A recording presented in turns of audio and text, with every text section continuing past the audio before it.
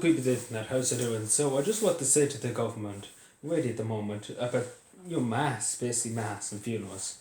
Unfortunately, your mass is really, it was allowed for a while, and obviously we're at level 3 now, and mass is prohibited, I think. I think it's every part of the country, in Gavin I know, it's moved to online ceremonies.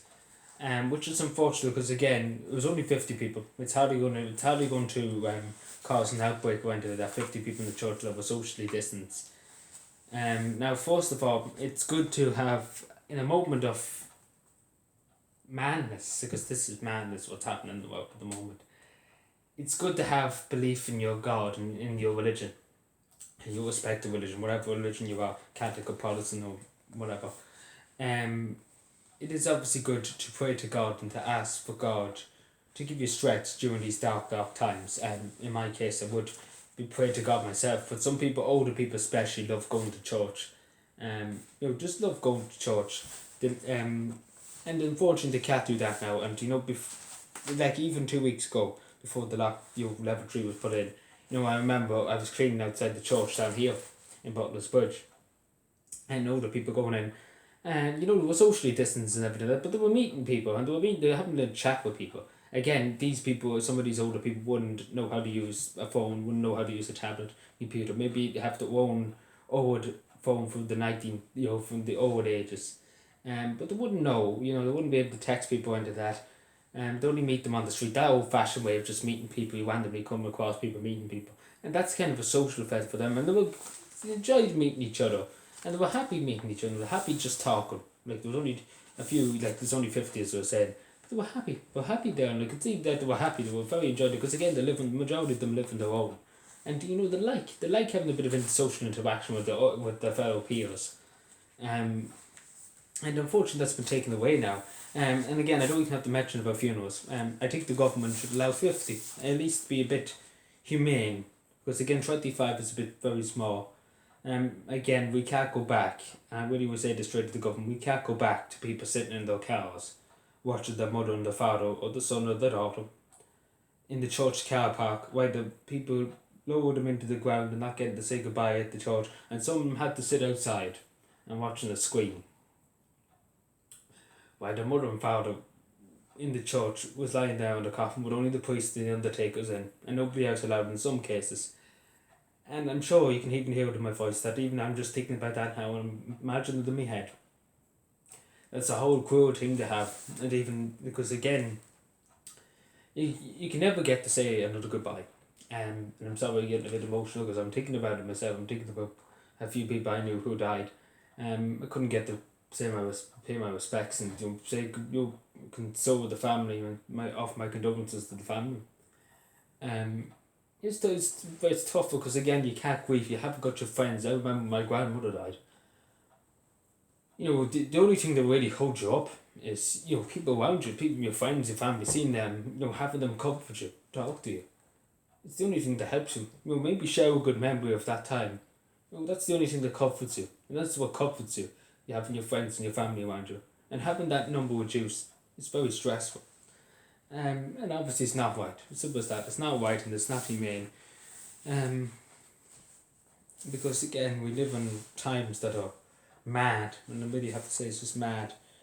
And obviously I sympathise with all the families that had to go through that, because again, a lot of families had to go through that.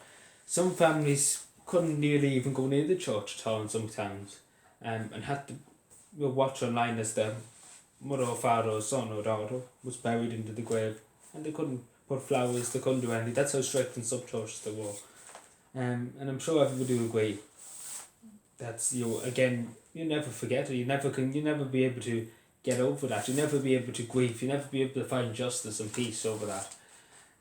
Because it's not a proper funeral. It's not proper and it's not right in the people. Again, it's just the world we live in. Simple as that.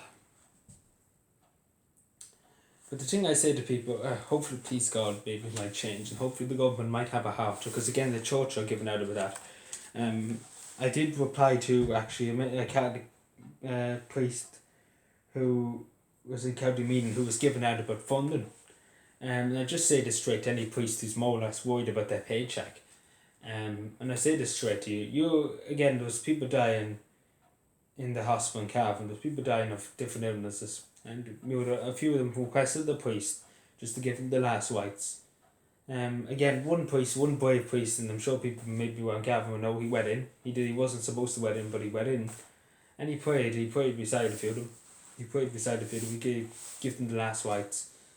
And obviously we give him, he went in 3 or 4 times as far as I'm aware.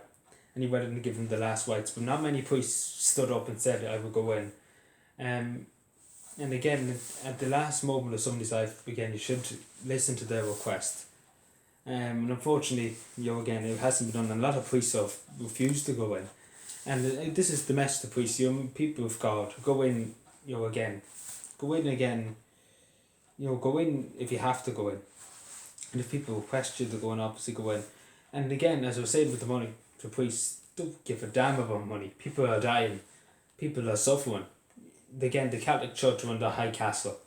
And they won't help the homeless. Some priests are Father Kevin in Dublin who's helping the homeless. Brother Kevin, sorry, not Father Kevin. Again, we commend him for his way of work and all his hard work he's doing. So we obviously would take my hat off to him. But many other priests around the country could do a lot more. So that instead of putting themselves into new cows and everything like that. And again, I don't mean to be attacking the church, but again, that's what I see. And I'm just say straight. That's what I see straight.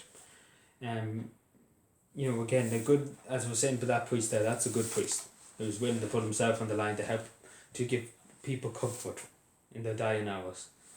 And I'm sure everybody can say, that's a good priest, and that's how you can separate the good from the bad, by a priest that goes out of his way and puts himself in harm's way to do his duties.